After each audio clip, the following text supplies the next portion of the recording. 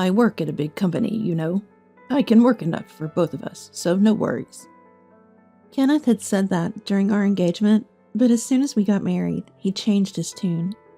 He and Matthew would hurl insults at me daily. On top of that, he managed the money himself and skimped on living expenses. He'd complain nonstop, even though he let me do the cooking. Fed up, I declared divorce to Kenneth and left the house.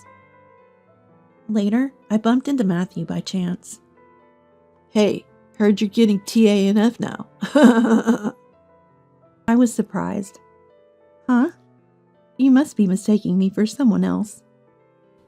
Don't put on airs. Matthew smirked. Listen, we're estranged, okay? Don't come crying to me about having no money. I won't lend you a dime. Remember that. As I opened my mouth to retort, he had already disappeared into the crowd. I lowered my head, feeling the stares of passers-by, my shoulders shaking. I couldn't suppress my laughter. Poor thing, he knows nothing. I can't wait to see his reaction when he learns the truth. I'm Hannah, a 50-year-old housewife. I married Kenneth 5 years ago. When we met, Kenneth was the picture of a fine young man. We met at a gathering of acquaintances, and I found him fun to talk to and very friendly. As we parted, he said, I want to meet just the two of us next time. Feeling sad about saying goodbye, I agreed. When we started dating, he mentioned having a son named Matthew with his ex-wife, who was then in 5th grade. We dined together a few times. He was a bright and pleasant boy, just like his dad. A year later, on the night Kenneth proposed, I took a leap and opened up. You know, I live with my parents while working part-time, right? The company I joined right after graduating was a black company, and it wrecked my health. Is that so? It was tough to quit, too. I think long hours will be difficult for me in the future. Then, Kenneth smiled kindly. Don't worry about it. Just stay at home. Look, I work at a big company. I can work enough for both of us. Relieved by his words, I accepted his proposal. I was glad to have met a good man and believed we were starting a happy married life. I never imagined tasting despair in less than half a year. As we got used to living as a family of 3, Kenneth and Matthew's attitudes changed drastically. They started ridiculing my actions and words in a light tone. Mom, are you bedridden again? Where's my sandwich? Matthew frowned discontentedly as he came into the bedroom before school. I had participated in weeding at a nearby park yesterday and felt ill. It was an unusually hot day, and I had felt unwell since the day before. I had asked Kenneth, but he refused with an irritated look. Being a housewife must be nice. Slacking off all year? I need my days off, you know? Let me rest. Okay. Unable to get up the next morning due to pushing myself, I apologized to Matthew. Sorry, Matthew, I couldn't prepare your sandwich, so buy one at the grocery store. Handing him money, Matthew grumbled. Mom, can't you at least make a sandwich? You always take shortcuts with frozen food or leftovers. You're failing as a mom, if you can't even cook. His words stung. Don't blame Mom, Matthew. Kenneth joined in with a half smile as he passed the hallway. Since you skimped on the sandwich, tonight's dinner must be lavish. Oh, is that so? Then I'll look forward to it. Being a housewife, you should have plenty of time for dinner, right? You're not sleeping until the evening, are you? Make sure to clean thoroughly, without slacking. The two of them nonchalantly laughed at my poor condition, dropping their insensitive lines before leaving. As if I could prepare a lavish meal. Lying in bed and staring at the ceiling, I let out a heavy sigh. Because Kenneth is an extreme penny pincher. Despite being a section chief at a big company and earning a high salary, the living expenses he gave me were ridiculously low.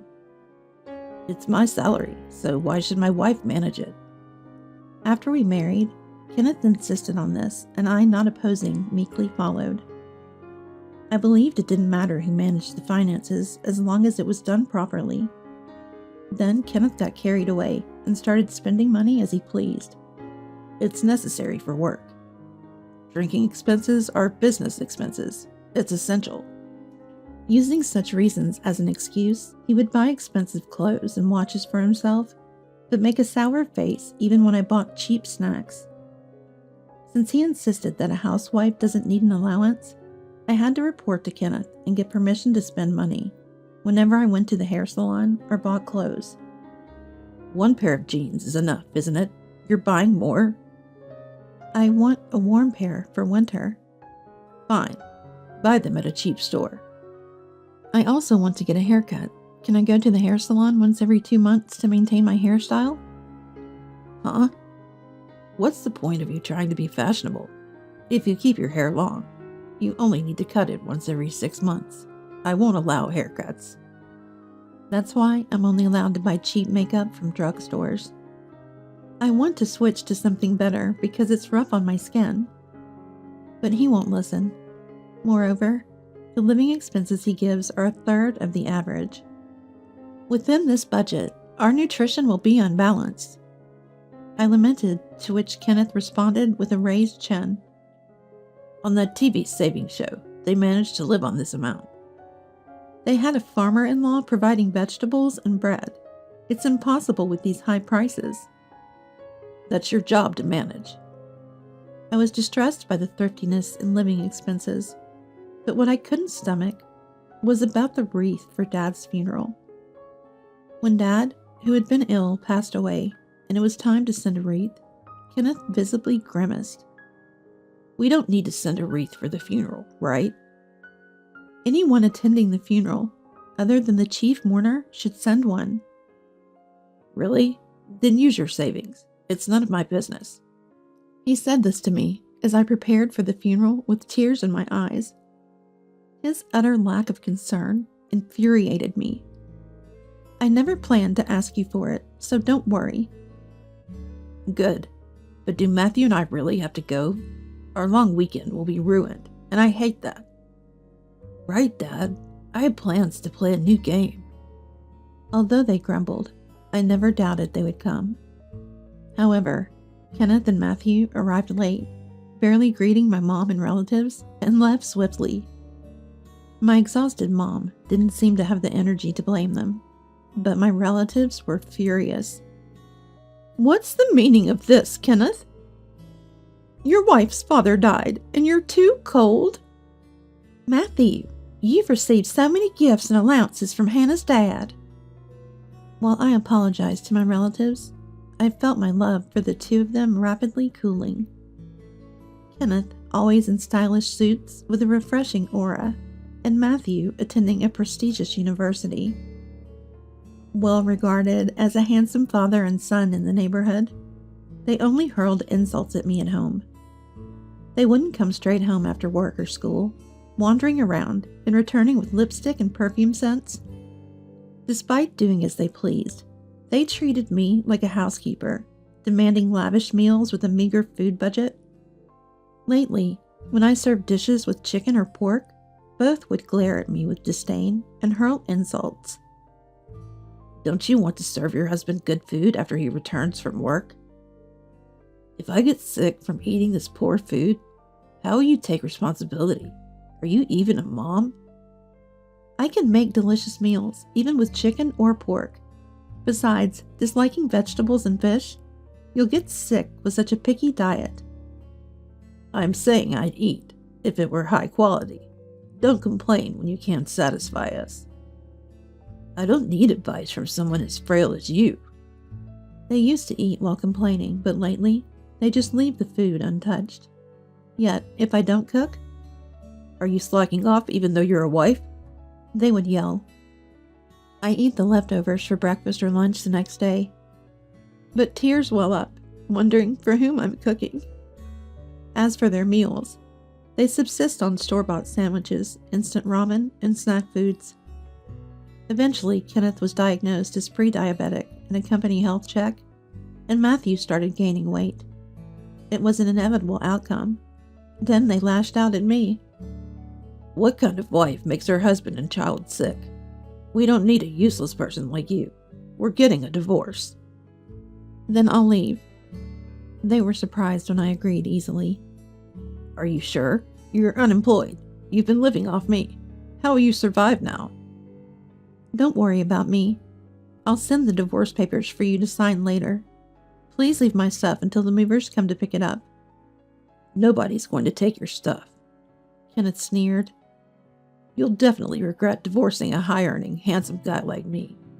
A kind husband who lets you be a housewife with 3 meals and naps.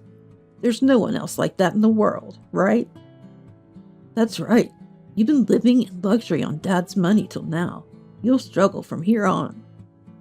While I packed clothes into my suitcase, Kenneth and Matthew kept talking endlessly behind me. Honestly, I envy Kenneth's ability to overestimate himself so much. When we were dating, I saw this part of him as confident and shining. You'll just go back to your parents, right? Say hi to your pensioner mom for me. You two will be heading straight to poverty. Matthew, I bet they'll end up on TANF soon. Matthew laughed at Kenneth's prediction. They already reek of poverty, but with Grandma, it'll be the ultimate. The funeral the other day was nothing special. It smelled like poverty. I thought so too. Like a poor family's funeral. I want a lavish one, Matthew. Got it, Dad. But for Dad, who works at a big company, and me, attending a prestigious university, poverty is a different world. Their endless comments infuriated me, but realizing it was pointless to respond, I let it all go. After returning home and explaining everything to Mom, she lowered her voice.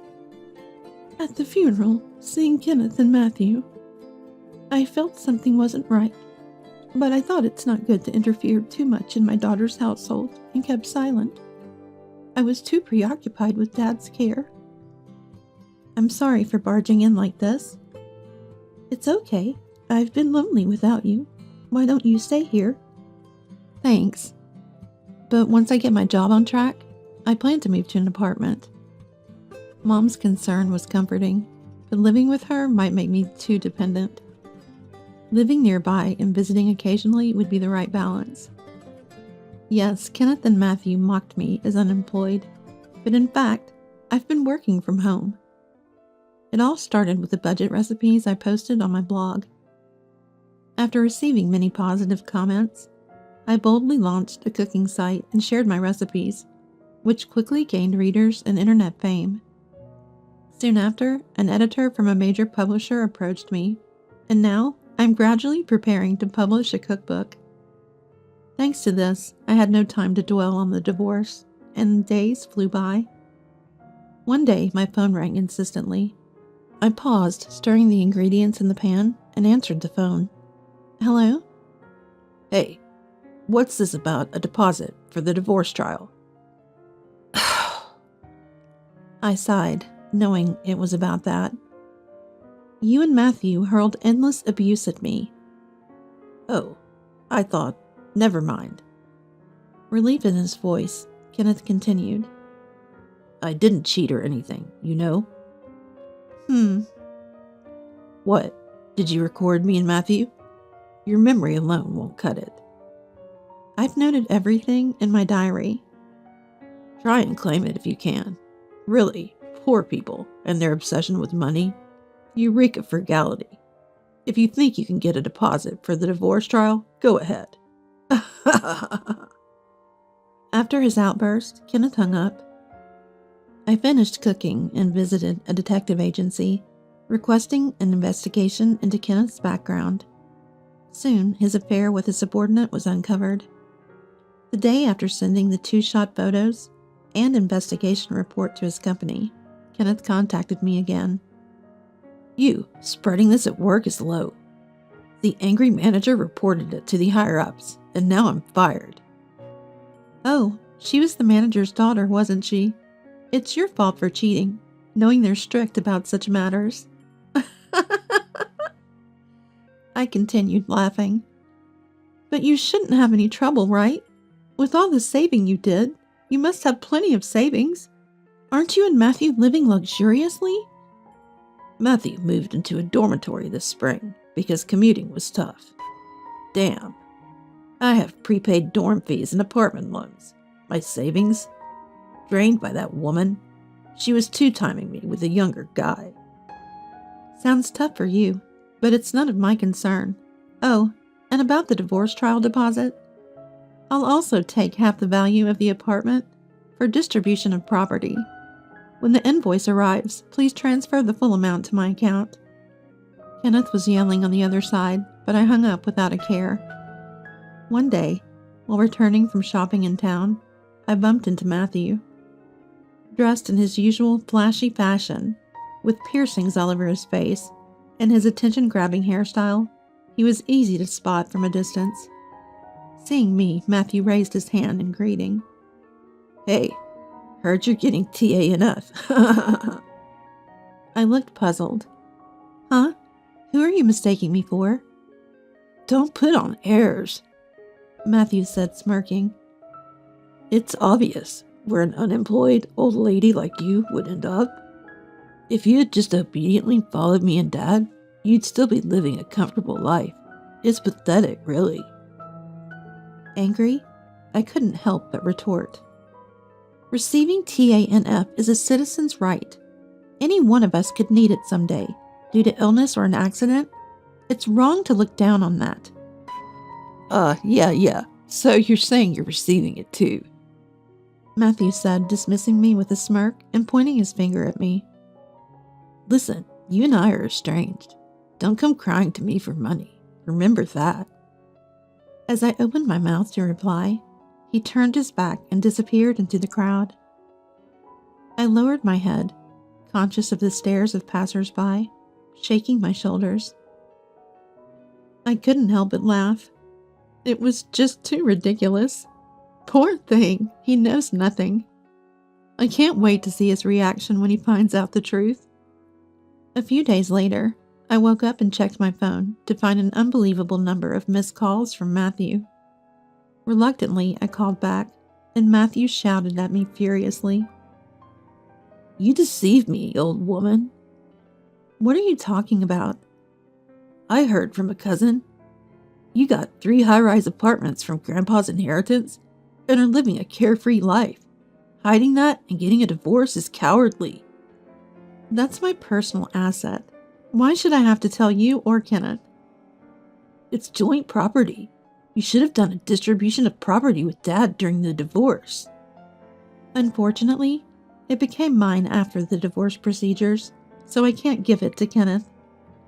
Officially, I knew from Dad's will that it would be mine, but I delayed the procedures until after the divorce because I didn't want to share it with Kenneth.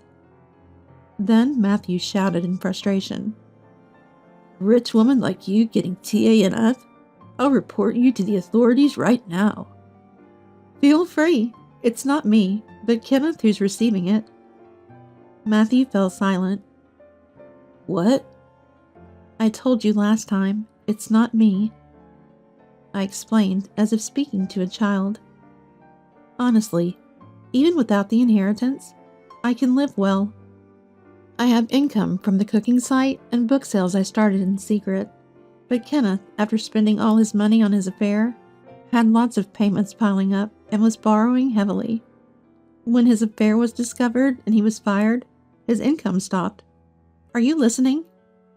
Dad's on TANF? No way. Ah! I pulled the phone away from my ear as Matthew screamed. Waiting for him to calm down, I continued. You really didn't know anything. He's too proud to tell his son. According to relatives he begged money from, he's behind on his apartment rent, facing eviction, and now stays at home all day in an old apartment. If you're worried, why don't you contact him? There was silence on the other side for a while. Then Matthew said resentfully, You're cold-hearted. After all Dad did for you, you have no intention of repaying the favor. If you have money, you should give some to Dad. Why should I? Ever since our marriage, it's been nothing but unpleasant memories, I don't feel indebted, I stated coldly. If you're so concerned, why don't you, his son, lend him money? You're working part-time after all. I don't have savings. The part-time pay goes to, hanging out with friends and stuff. Matthew suddenly became evasive, and I smirked. You've been living quite lavishly for a student. Borrowing money to hang out at clubs is not a good idea. How do you know that? The other day in town, I saw you from across the street. After we parted, you met up with a girl at a club and entered a brand store arm in arm. Also, a club membership card was left at the house, and using my credit card for shopping without my permission is out of the question. Matthew stammered in response. That's unfair. You got high-rise apartments from Grandpa. Why don't I or Dad get a share? This is discrimination. Yeah. The credit card bill will be sent soon. Make sure you pay it. Before I could finish, the call was disconnected. Sighing, I ended the call too. Just when I thought it was all over, a few months later, Kenneth and Matthew showed up at my parents' house without any notice. The doorbell rang incessantly, and when I answered, it was the two of them. Expecting they came to borrow money, I let them into the house to avoid causing a disturbance in the neighborhood. Kenneth and Matthew, who until recently were so stylish, now appeared drastically changed. Wearing wrinkled shirts and dirty trousers, their eyes lifeless and gaunt. But they still had the energy to be sarcastic. Entering the living room, Kenneth looked around and sneered with a half-smile. Same old house, huh? Why not sell one of those high-rise apartments and rebuild this place? Do something nice for Mom, living miserably on her pension. This is Dad's house, and we like it this way. More importantly, when are you two planning to pay me back? You're past the deadline.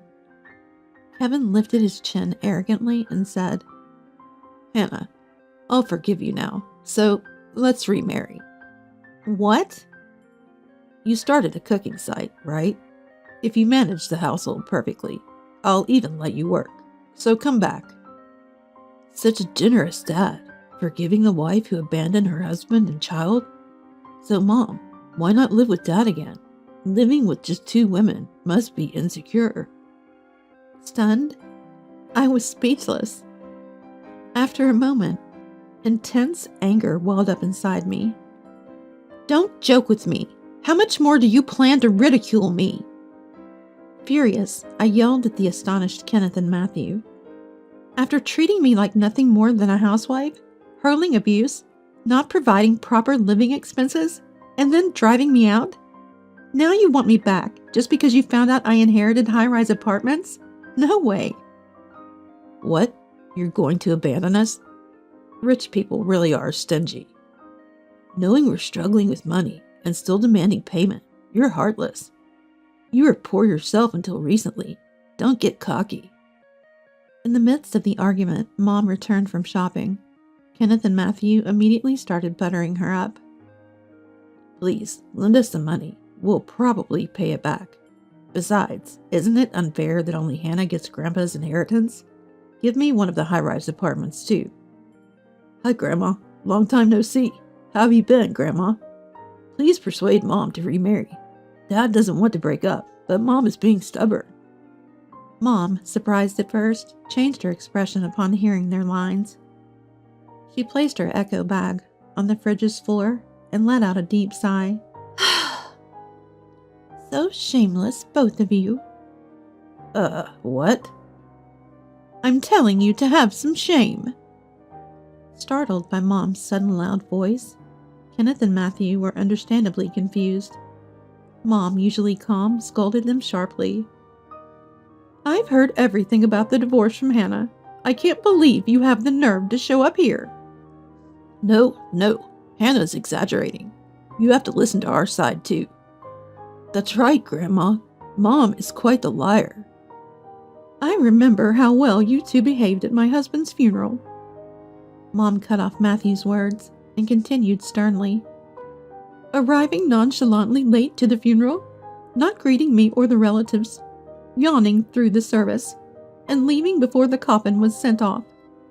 And now you dare ask for his inheritance. Go back to sleep." She drove a taken aback Kenneth and Matthew to the front door and glared at them one last time. "You two are now strangers to us. Don't come here again. If you do, I'll call the police." Mom threw their shoes out the door, forcing them to leave in their socks, and immediately locked the front door. Kenneth, who had been avoiding paying me, was advised by his lawyer that a lawsuit would cost even more. Reluctantly, he finally transferred the money to my account. Even though Kenneth was fired from his job, he couldn't find another one, and the in-laws, hearing about their son's situation from relatives, stepped in to cover his debts. They visited my parents' house and apologized profusely for Kenneth's troubles. Later, Kenneth, having given up on finding a new job, returned to the countryside under the guise of helping with the family's farming. However, the story of our divorce spread through the village, leading to both children and elders pointing and laughing at Kenneth. "There's thrifty Uncle Kenneth."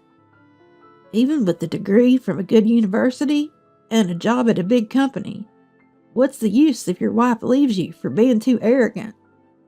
"The reason for his divorce from his first wife was also his reckless spending. He'll never change." Being mocked by the villagers is embarrassing. Remarry me to show them. I kept receiving such persistent messages from Kenneth, so I deleted his contact. His mistress, apparently no longer interested after the money ran out, had long since left him. I found her with the detective's help and made sure she paid the divorce trial's security deposit. I also made Matthew reimburse for the card he used without permission. Though enrolled in a prestigious university and on track to become an elite like his father, Matthew started skipping classes and playing around, leading to failing grades and eventual expulsion. His friends and girlfriends were concerned, but Matthew, in his arrogance, alienated them with his prideful remarks. He then had a major argument with Kenneth, saying, "You're my son, yet you won't help repay the debt?" Now they're estranged. Matthew lives alone in a small apartment, making ends meet with part-time jobs. Gone are the days of buying whatever he wanted and enduring sarcastic remarks despite high earnings. For me, it's a refreshing change. With my cooking side taking off and a book deal finalized, I moved to the top floor of the high-rise apartment inherited from Dad. Mom is still healthy at 73. The high-rise is close to our family home, so it's convenient if anything happens to her. I'm planning a surprise hot spring trip for Mom's upcoming birthday. Though my marriage was a failure, I want to continue having a good relationship with Mom.